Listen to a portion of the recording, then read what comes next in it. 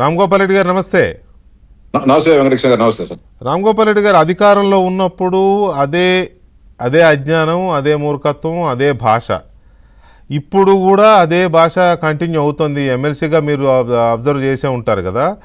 ఒక రెండు ఇవి ప్లే చేస్తాను, అవి అయిన తర్వాత ఏం జరిగింది అనేది అడుగుతాను మిమ్మల్ని. బొత్స సత్యనారాయణ గారు అపోజిషన్ లీడర్ ఆఫ్ అపోజిషన్గా ఉండి ఆయన ఏం మాట్లాడారు, తర్వాత ఇవాళ మాట్లాడిన మరో ఎమ్మెల్సీ దువ్వాడ శ్రీనివాస్ ఏం మాట్లాడారు ఒకసారి చూద్దాం. ఇప్పుడు ఎందుకు రాడు అధ్యక్ష? దమ్ముంటే రమ్మనండి అధ్యక్ష, మీరు పిలవండి అధ్యక్ష. ఆ సభ ఎవరైతే అగ్రికల్చర్ మినిస్టర్గా ఉన్నాడో అచ్చెన్నాయుడు అనేవాడు, ఆంబోత్ అధ్యక్ష, సారీ క్షమించండి, అది గతంలో మేము పెట్టిన పేరే అధ్యక్ష, సార్థక నామధేయం అయింది. ఈరోజు హౌస్ అంతా కూడా అదే గట్టిగా చెప్పారు. ఇప్పుడు ఎందుకు రాడు అధ్యక్ష? దమ్ముంటే రమ్మనండి అధ్యక్ష, మీరు పిలవండి అధ్యక్ష.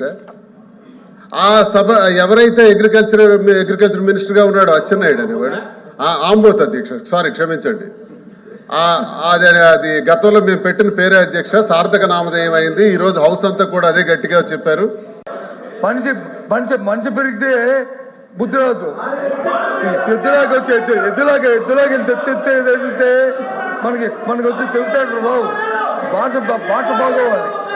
ఎవడు దద్దమ్మో, ఎవడు అమ్మోతులాగా ఉన్నాడు, ఎవడు పరిపాలన చేస్తాడు, ఏ రైతులు వచ్చి ఎరువులు లేక వస్తున్నారు, ఏ రైతులు ఇబ్బంది పడతారు రాష్ట్రంలో, ఈ దద్దమ్మ వచ్చి తెలుస్తుంది. అది రామ్ గోపాల్ రెడ్డి గారు. ఆయనేమో అచ్చెన్నాయుడు అండి వాడు అంటాడు, ఆంబోత్ అంటాడు. అక్కడ కూర్చున్న డిప్యూటీ చైర్మన్ గారేమో ముసిముసి నవ్వులు నవ్వుతా ఉన్నారు.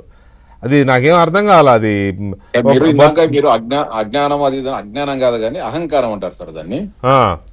అహంకారం అంటే కొవ్వు బలిసి మాట్లాడే మాటలు.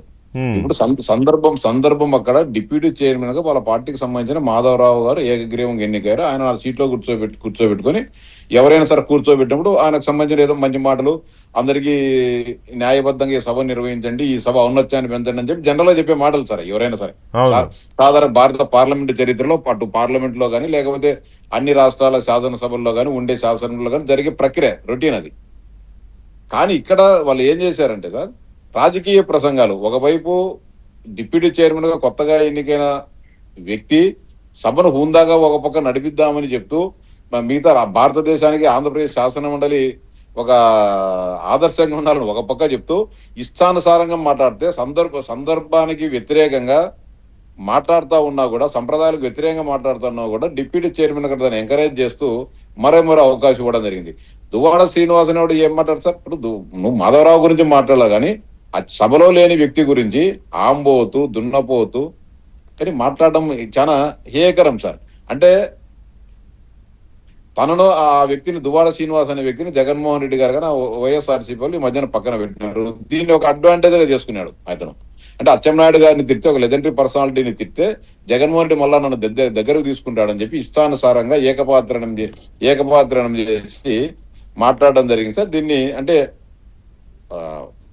వాళ్ళు ఏమన్నా ఉండే సభ్యులు కొంతమంది ఏమన్నా మెచ్చుకుంటారేమో కానీ ఆ పార్టీ నాయకుడు జగన్మోహన్ రెడ్డి గారికి చాలా ఆనందంతో ముసిముసి నవ్వులు నవ్వుకుంటాడేమో మమ్మల్ని తిరుగుతా ఉంటే.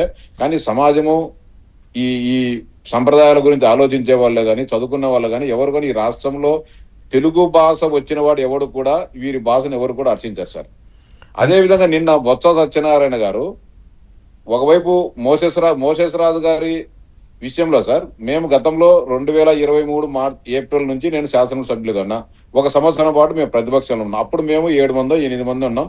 యనమల రామకృష్ణుడు గారు మాకు లీడర్ ఆఫ్ అపోజిషన్. అప్పుడు మేము ఏదైనా సరే ఒక సమస్య పైన మాట్లాడితే కనీసం మమ్మల్ని పోడియం దగ్గరికి కాదు సార్, పోడియం కనీసం అంటే 3-4 మీటర్లు అవతల బ్యారికేడింగ్ పెట్టేసి, అంటే గతంలో ఎప్పుడు లేని విధంగా బ్యారికేడింగ్ పెట్టి 8 మంది సభ్యులు సార్. వాళ్ళు దాదాపు 45-46 మంది ఎమ్మెల్సీలు ఉంటే 8 మంది సభ్యులను ప్రొటెక్ట్ చేసేదానికి మార్షల్స్ పెట్టేవారు. ఒక 25-30 మంది మార్షల్స్ పెట్టడము, సభ నుంచి సస్పెండ్ చేయడము, బలవంతంగా మా నోర్లు నొక్కేసిన సందర్భాలు ఉన్నాయి. నిన్న మేము అదే అడిగాం సార్, మీ ఆ లాస్కి ఎంత దుర్మార్గం అంటే సార్, ఒకరిద్దరు శాసనసభ్యులు మోసేశ్వరరావు చైర్మన్ గారి కుర్చీ మీద కానీ కూర్చున్నారు. ఆయన దగ్గర ముందు పక్క ఉండే పోడియం మీద కానీ కూర్చోవడం జరిగింది. అంటే వాళ్ళ పార్టీకి సంబంధించిన చైర్మన్ పైనే అగౌరవంగా వాళ్ళు ఇచ్చిన కుర్చీయే కదా, కూర్చుంటే కూర్చున్నారులే టేబుల్ మీద అనుకున్నారేమో. కుర్చీ వాళ్ళు పెట్టిన మనిషిని అగౌరవంగా ప్రవర్తిస్తున్నా, అసభ్యంగా ప్రవర్తిస్తున్నా కానీ మోసెస్ రాజు గారు ఎంజాయ్ చేస్తున్నారు తప్ప సభను కంట్రోల్ పెట్టాలని చెప్పి ప్రయత్నం చేయలేదు సార్. ఆ సందర్భంగా అచ్చెన్నాయుడు గారు సభను కంట్రోల్ పెట్టండి, మీరు చైర్మన్ సీటును గౌరవించడం లేదు, వాళ్ళని పక్క పంపడి సభను ఆర్డర్లో పెట్టాలా అని చెప్పి మాట్లాడితే దానికి బొత్స సత్యనారాయణ గారు వీరంగం సార్, అంటే ఎద్దులాగా పెరిగితే సరిపోదు, ఎనుములాగా పెరిగితే సరిపోదు, జ్ఞానం ఉంటే సరిపోదు, మెదడు ఉంటే సరిపోదు అని చెప్పి ఇష్టానుసారంగా ఆయన మాట్లాడడం జరిగింది. మళ్ళీ పాయింట్ ఏంటంటే ఇంకో పాయింట్ కూడా రామ్ గోపాల్ రెడ్డి గారు, ఇదే దువ్వాడ శ్రీనివాస్ అక్కడ ఎంపీగా పోటీ చేసినప్పుడు అచ్చెన్నాయుడు గారి విలేజ్కి వెళ్ళి ఆ జీప్ మీద కూర్చొని చాలా బీభత్సమైన ఇది చేస్తే అక్కడ ప్రజలు ఓడించారు.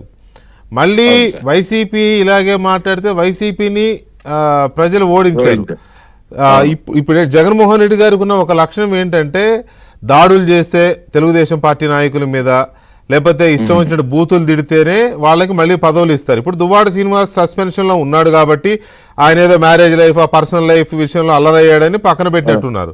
ఇప్పుడు ఈ దాడితో మళ్ళీ తీసుకుంటారనే దీంతో ఈ దాడికి తెగబడ్డారనుకోవచ్చా? చైర్మన్ స్థానంలో ఉన్న వాళ్ళు అలా చూస్తూ ఊరుకోవచ్చా?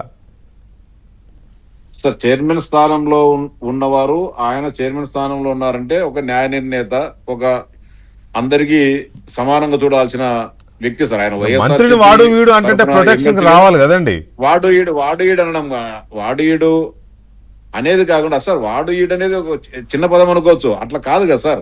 వ్యక్తిగత చేయడము అన్ని తిట్టేశారు. ఇంట్లో ఉండే మహిళలను తిట్టడమే, అందరినీ తిట్టడమే, అంటే ఒక రకంగా ఏకపాత్రణం చేసి చేయడం లేదు సార్. ఇప్పుడు దువ్వాడ శ్రీనివాస్ గారు లాస్ట్ 1 year నుంచి ముడుచుకొని కూర్చొని ఉన్నాడు, సభకు వచ్చేవాడు కాదు. ఇప్పుడు మళ్ళీ ఏదో విధంగా జగన్మోహన్ రెడ్డి గారి దగ్గర ప్రాపకం పొందాలని చెప్పి గత 2 రోజులుగా పోడియం మీదకి ఎక్కడము, వారితో పాటు కలిసి నినాదాలు చేయడం అన్ని చేస్తున్నాడు. గతంలో అతన్ని పట్టించుకునే వాళ్ళు కాదు. మళ్ళీ ఈ మధ్యన ఏం జరిగిందో ఏమో కానీ జగన్మోహన్ రెడ్డి మళ్ళీ అతనికి గ్రీన్ సిగ్నల్ ఇచ్చినట్టుంది. 2 రోజుల నుంచి వచ్చారు. దీనికి పరాకాష్ట కంటే దువ్వాడ శ్రీనివాస్ అంటే ఏందనేది, అంటే తనంతకు తను నిరూపించుకోవాలా, జగన్మోహన్ రెడ్డి మనసును చూరగొనాలని చెప్పేసి ఈ రోజు అతను చేసిన ఏకపాత్రం మామూలుగా అయితే కనుక తన్ని తగలేస్తారు సార్. నిజంగా కనుక మేమందు సభలో నింటే కనుక సరే ఉంటాయి సంప్రదాయాలు అనేది ఒక స్థాయి వరకు